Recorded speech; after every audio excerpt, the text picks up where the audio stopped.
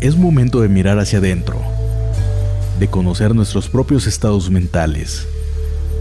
Es momento de introspección.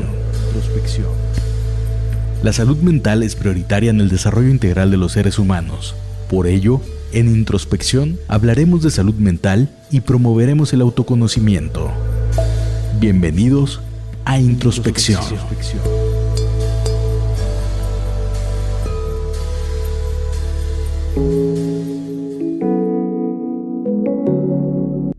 Hola a todos, bienvenidos a Introspección. Estamos en el podcast número 4 y para quienes nos escuchan por primera vez, este es un espacio dedicado a la salud mental y para aquellos que tienen curiosidad sobre el mundo de la psicología.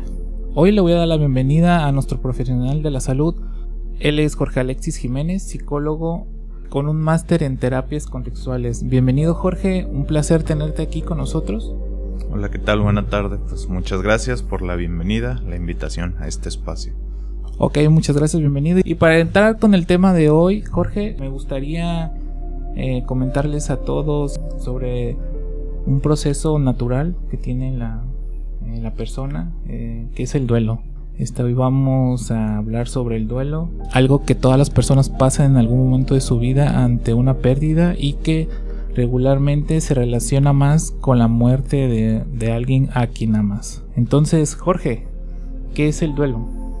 Bien, como bien decías, justo vamos a hablar del duelo como un proceso, también como lo decías, un proceso natural, que es un conjunto de reacciones que tenemos las personas cuando vivimos una pérdida significativa. Como bien decías, también está muy relacionado, o a lo mejor se inició a estudiar desde el tema de la muerte y también se ha trasladado un poco a esto del proceso de duelo a otro tipo de pérdidas como separaciones, rupturas, cambios de residencia, dejar de trabajar, sí, como otro tipo de pérdidas. Sin embargo, sí, el mayor estudio y donde nace pues es a partir de identificar este proceso ante la muerte. Ok, sí, yo creo que a través del tiempo, ¿no? Las personas han tenido alguna pérdida significativa, como bien lo decía, relacionada principalmente a la muerte, pero sí lo he escuchado mucho con el tema de cuando alguien tiene un rompimiento de pareja o incluso pierden alguna mascota, pierden algún trabajo. Yo quiero preguntarte la intensidad del duelo, o sea, ¿qué tan intenso puede ser el duelo en las personas? Mira, va a depender de diversos factores, ¿no? Uno de los más significativos o de los más importantes es la relación con la persona que se pierde o la relación con lo que se pierde, si hablamos de otros tipos de duelos, ¿no? Eso va a ser de los principales porque no tenemos el mismo tipo de relación y no nada más hablamos de relación por algún vínculo, sino en cuanto al tiempo compartido, la cercanía, sobre todo la intimidad que se tenía con alguien, ¿no? A veces podrá haber personas que ya no, pues es que se murió alguien como su mamá y no lo está sufriendo tanto. Tiene más que ver con el tipo de relación que decir a las mamás o los papás o los hijos duelen más, ¿no? Sino el tipo de vínculo. Y también puede haber otros factores que sucedan el tipo de muerte. Hay dos formas de una manera general en que se han catalogado los tipos de muertes como muertes violentas y no violentas. Regularmente, pero igual es bien importante decir, no es regla para no generar expectativas, no es regla, pero regularmente las muertes no violentas, estas donde pues se va percibiendo que la muerte está por llegar, personas de la tercera edad con alguna enfermedad terminal, regularmente el proceso puede ser menos impactante. Las muertes violentas incluyen, por ejemplo, los asesinatos, los suicidios, los accidentes, y este tipo de eventos hace que un proceso de duelo sea más intenso porque es justo algo si de por sí el duelo no es algo precisamente en lo que nos enseñan a estar preparados, entonces ante una muerte así inesperada todavía es más intenso porque no se visualizaba por ningún motivo, ¿no? Cuando una persona ya es mayor, la gente se va preparando quizá de manera inconsciente ante la pérdida. Por cuestiones, sabemos, ¿no?, que la vida tiene un fin y un ciclo, y entonces eso hace que se aligere el duelo. Y he escuchado también de que cuando pasa una muerte muy inesperada de alguien cercano o demasiado joven, ahí es cuando se intensifica demasiado y es cuando puede llegar a ser un problema si esa capacidad de la persona no sabe sobrellevar ese duelo. Sí, y también algo que es importante en esto de si es también contra el ciclo vital, ¿no? Muchas veces se ha hablado, hay personas que dicen como tal que todos los duelos tienen algún nombre, sí, como o bueno, más bien todo lo que sigue después de la pérdida, ¿no? Como quedarte sin un padre, ser huérfano, quedarte sin un esposo, esposa, ser viudo, ¿no? Pero quedarte sin un hijo no tiene nombre, ¿no?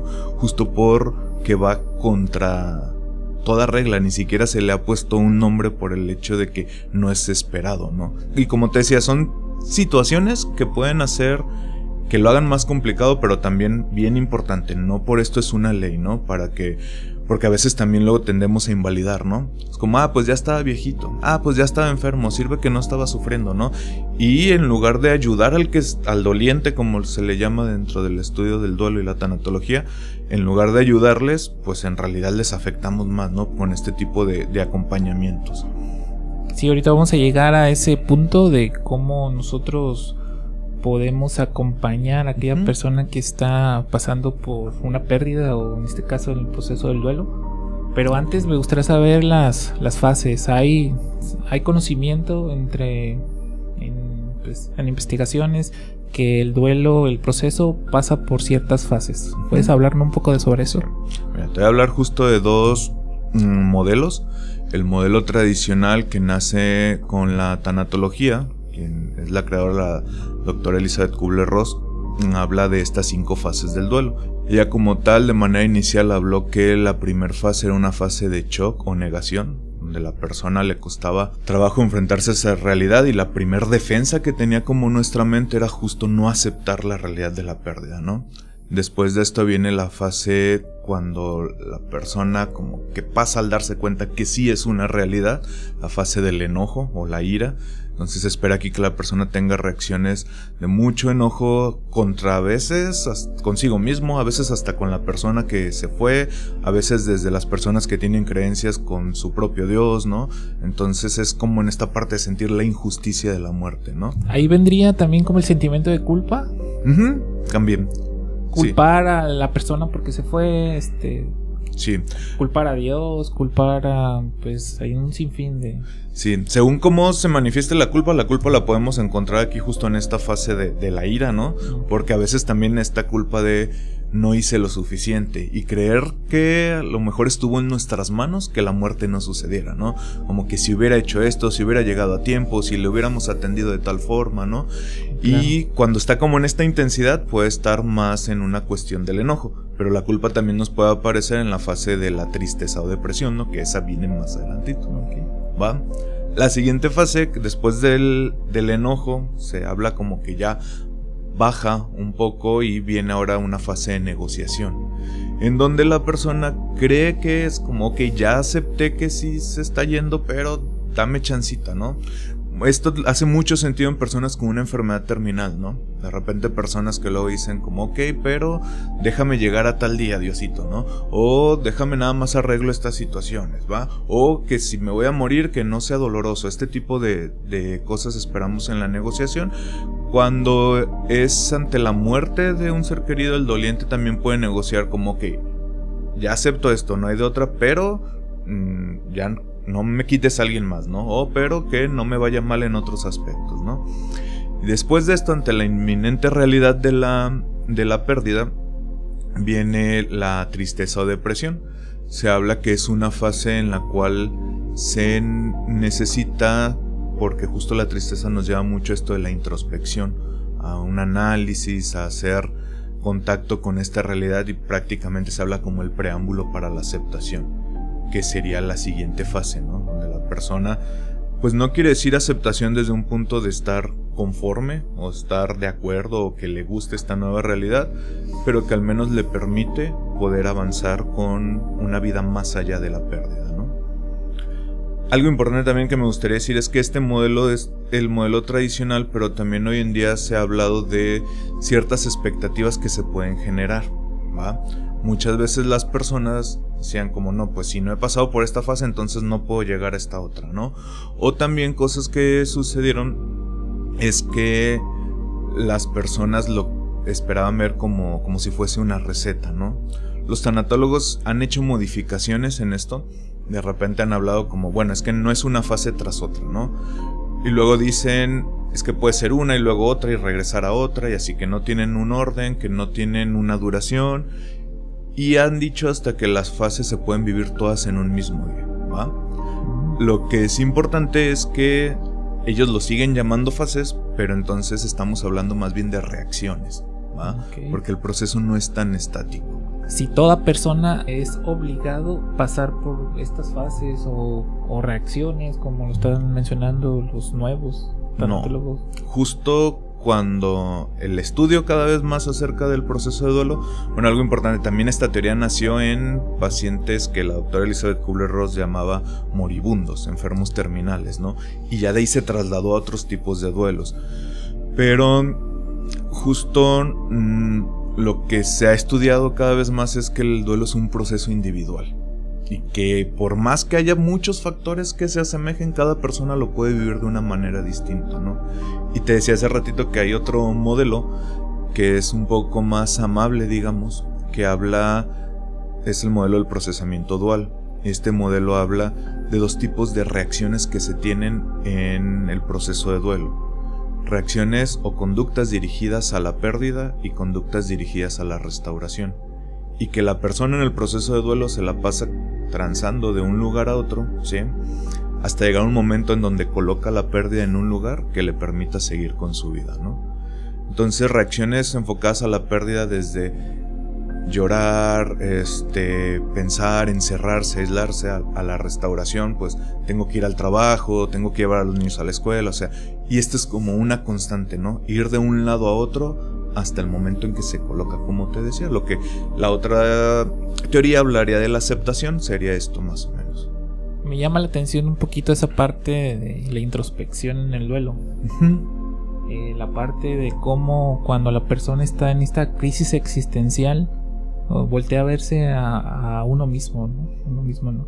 Sí. Regularmente las personas suelen evitar temas, suelen evitar pensar todo lo relacionado con la pérdida de algo o de alguien.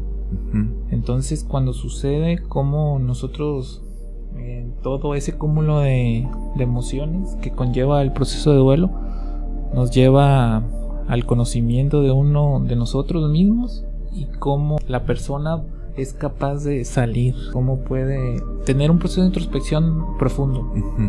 Mira, cuando hablamos de un duelo que vamos a poner entre comillas normal, que es decir, cuando no estamos en un punto complicado o patológico según la literatura que lo aborde, la manera de salir de él es transitarlo, ¿va? Es vivirlo. Hay un autor que es el maestro José Ignacio Cruz, que ha sido especialista en duelo desde terapias contextuales, que tiene esta analogía. La herida del duelo es como tener una herida física, ¿no? Pero importante. Y entonces imagínate que tienes una herida y lo que haces es ponerle un curita. Y luego lo quitas y otro curita y otro curita, y llega un momento en que esta herida se infecta, ¿no? Vas al médico y para que esta herida sane van a necesitar a lo mejor raspar, lavar, desinfectar, utilizar algo como alcohol, y todo este proceso es muy muy doloroso, pero es el proceso para que esa herida pueda sanar. Algo así sucede con la herida emocional que deja el duelo, ¿no? Todas estas formas de evitación que comentabas son como esos curitas, ¿no? O sea, a lo mejor no pienso, no veo las fotos, no voy al panteón, no hablo de él, no salgo para que no me pregunten, consumo alcohol, trabajo de más, o sea, estrategias para no sentir, ¿no? Pero en realidad eso lo que llevan es que los procesos de duelo se puedan complicar, ¿no? Entonces la manera de vivirlo es justo tocar el dolor, experimentarlo, estar en disposición de ello, porque quitar el dolor sería quitar toda la historia que se tiene con la persona que falleció, ¿no? Entonces es imposible. Es decir, tenemos que transitar el dolor para poder sanar y llegar a esa cicatrización de esa herida emocional, ¿no? Esa Así herida es. ante la pérdida. Si no es un duelo normal, si la persona no transita un duelo normal, si de repente queda estancada en alguna de las fases y se vuelve patológico, ya cuando se vuelve un problema y ahí necesitas ayuda. Mira, justo es ahorita que lo mencionas así como de necesitar ayuda, cuando estamos en un duelo normal, yo siempre les digo a los consultantes, puedo estar aquí acompañándote, ayudándote, como cierto monitoreo del cómo lo vas a vivir. Pero ni yo ni el mejor profesional de la salud te va a dar una respuesta para que te sientas bien, ¿no? Porque lo que, como bien lo concretábamos ahorita, ¿no? Toca vivirlo, toca experimentarlo. Entonces, lo que sucede es que muchas veces estas estrategias de evitación llevan a complicar el duelo. O sea, no lo vivo, no lo sano, no lo libero, según la palabra que más nos guste, y son emociones que se acumulan.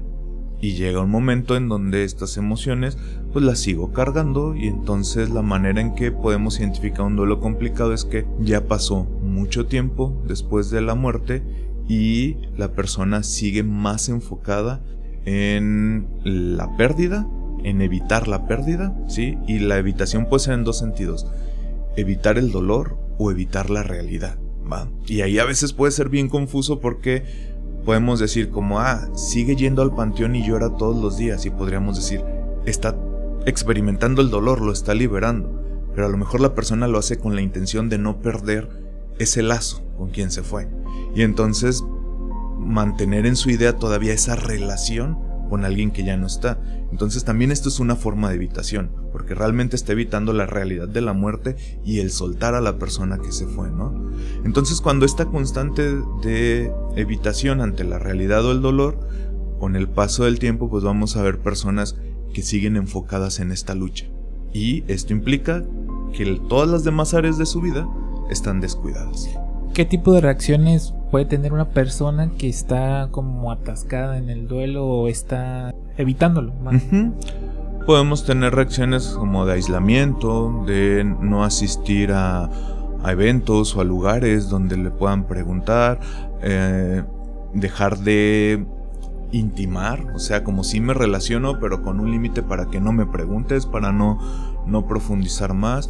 Podemos tener también otro extremo, ¿no? Alguien que haga como que si nada pasó y de un día para otro es no lloré y voy a ser fuerte, y también esta es una forma no sana de vivirlo, porque son como barreras que ponemos, y mucha gente puede tener muchos sentidos, ¿no? A veces es como, no quiero que mis hijos me vean llorar, tengo que estar fuerte para mis papás, o sea, tiene sentido pues, pero es una de las formas en que también podemos ver que alguien en el otro extremo no sienta dolor, no lo demuestre cuando sí fue una pérdida importante. También eso pudiese ser una señal de algo complicado, ¿no? ¿Cuándo debo pedir ayuda?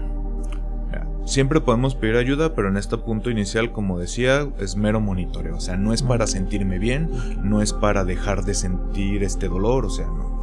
Cuando sí, ya en este punto creo que iba más, lo que me decías, más hacia la parte compleja. Tenemos ciertos nortes. Una, yo diría que la intensidad se mantiene a lo largo del tiempo. O sea, ya pasó tiempo y es esperable que me siga doliendo. No queremos quitar el dolor de un día para otro, pero se sigue manteniendo en la misma intensidad. Esto del tiempo, lo comento, es una cuestión estadística. No nos vamos a casar con ello. En México, la estadística nos marca que el tiempo para un duelo normal es alrededor de 6 meses. Pero esto como estadística se estudió, y unas personas en 1 año, otras en 4 meses, otras en 8. O sea, no es que digamos como, ya son los 6 meses, al otro día ya tengo que estar bien. No, es estadística, ¿no? Pero sí nos puede dar, sobre todo a los clínicos, nos puede dar un norte del tiempo para saber si todavía podríamos manejarlo como un duelo normal, las complicaciones que haya, o si ya estamos hablando de un duelo complejo, ¿no? Y la principal característica va a ser la disfuncionalidad, o sea, las áreas de su vida en donde la persona ya no ha vuelto a ser funcional después de la pérdida. Si a lo largo del tiempo esto se mantiene, ahí sí es necesario pedir ayuda, porque tenemos que retomar la vida aún con todo el dolor que la pérdida dejó. ¿Hay casos donde se necesita el uso de medicamentos para poder tratar a una persona? ¿O es que el duelo termina en depresiones crónicas que ya necesitan, o sea, ciertas patologías que necesitan medicamentos? Sí, cuando ya después de esta temporalidad tenemos ya un cuadro clínico, a lo mejor sí pudiese ser sugerido el medicamento. En donde no está muy bien que esto suceda es que es esperado que en el proceso de duelo se tengan signos y síntomas muy similares a la depresión, pero es una reacción, o sea, no es una depresión como tal primaria. Entonces medicar a alguien que está en las primeras fases, por más que la esté viviendo muy intenso, no sería lo adecuado. Si ya después del tiempo que esperamos por el duelo se tiene un trastorno como ya secundario, entonces ahí sí pudiese ser sugerido. ¿Qué le podríamos decir a las personas que nos escuchan? ¿Qué se les sugiere o qué recomendaciones les darías? Un tip a aquellas personas que están pasando por el duelo, primeramente. Ok. Para quienes están pasando, primero mi sugerencia iría más guiado a esta disposición a sentir, ¿va? Que es el único medio que todo lo que se haga por no sentir, tarde o temprano les va a regresar al dolor, porque no hay de otra, ¿no? El dolor, si lo ponemos así, va a estar en la misma intensidad en la que el amor de la persona estuvo presente, ¿no? Entonces sería muy gacho decir te quito el dolor porque te quito tu amor, ¿no? Entonces desde ahí estar dispuesto a sentirlo, ¿no? Para la preparación, mi única sugerencia iría más guiado a algo que una tanatóloga dice como vivir despedidos, ¿no? O sea, estar en paz con la gente que queremos, estar sin ninguna deuda, sin ningún conflicto, porque no sabemos en realidad cuándo nos vamos a ir, cuándo pueda suceder. La muerte puede ser repentina, ¿no? Y complican los duelos cuando quedan cosas pendientes, ¿no? Y para quienes acompañan, que creo que fue otro punto que tocamos hace ratillo, sobre todo la guía más a validar, a entender que es un proceso normal, que nos quitemos esta terquedad de querer que las personas estén bien cuando lo más esperado es que la persona esté mal, ¿no? O sea, esas frases de tienes que ser fuerte, sé feliz, no le gustaría verte así, o sea, todo esto es como un mensaje de lo tuyo no es válido, ¿no? Y en realidad va con muy buenas intenciones, pero no ayuda. Ok, pues muchas gracias, ya lo escucharon, no reprimir las emociones, vivir el duelo como un proceso natural que es. Lo único seguro que tenemos es la muerte, sí, y en algún momento va a llegar, ya sea la propia o la de un ser querido. Entonces tenemos que tener apertura a que es algo parte de la vida. Últimos comentarios, Jorge, que quieras decir. Pues únicamente me restaría decir esto de que necesitamos estar más dispuestos o abiertos a este tema, ¿no? Regularmente, como bien decías, sea porque ante la propia muerte, ante la muerte de un ser querido, ante el duelo o ante acompañar a alguien en duelo, nuestra postura regularmente es sacarle la vuelta, ¿no? No sabemos tocar esto y de repente es como, ay, no voy a visitarle porque ahorita está mal, ¿no? Y no sé qué decirle. O sea, yo diría en general, lo resumiría en tener mayor disposición a acompañar el dolor, ¿no? Porque ahora justo, que lo tocas, ¿y cómo acompaño a alguien? ¿Cómo acompañar? A veces la mejor manera de acompañar es únicamente estando, ¿sí? Cuando estamos mal, cualquier comentario puede tocar una fibra sensible, y si no tenemos todo lo que la persona está pensando y sintiendo, llegar con un comentario muy buen intencionado puede no ser lo más favorable, ¿no? A veces puede ser estar, acompañar, a veces más escuchar que querer aconsejar, ¿no?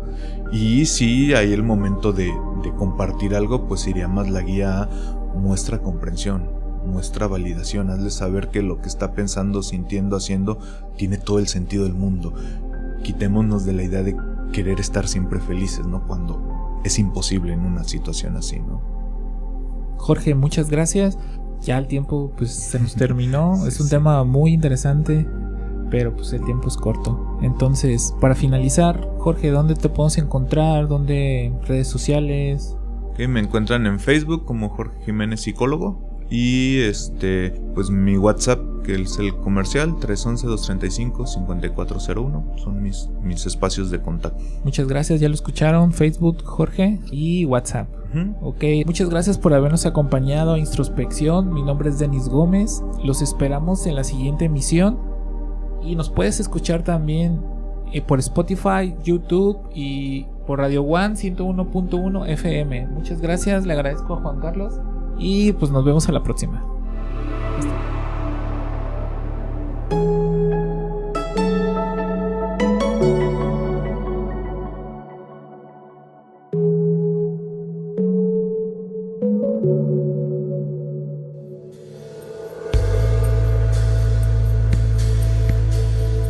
Es momento de nueva cuenta de mirar hacia el exterior. Gracias por acompañarnos en la introspección del día de hoy. Te esperamos la siguiente semana. Introspección.